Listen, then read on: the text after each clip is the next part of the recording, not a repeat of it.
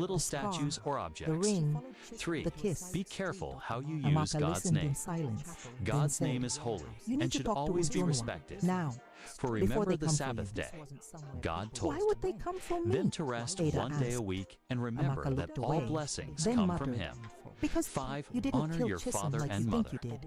Ada That means blinked. respecting your parents What? and listening to Ujunwa them sent me a makes message God yesterday, happy. Amaka whispered. 6. Do She not said she murder found anyone. something in the God's autopsy people were report. called Ada's to hands love, not trembled. hurt. Chisholm 7. didn't. Do not commit Die from the fall, adultery. Ada. That means She being died faithful in 24 marriage hours and after that keeping night. families strong. Ada's mouth went 8. dry. Do not steal. What do you mean she died Taking 24 things that hours don't after? belong to us is wrong. Her voice cracked 9. like a glass Do not under tell pressure. lies. God wants Amaka us to leaned always in, tell the her truth. voice barely Do above a not whisper. covet.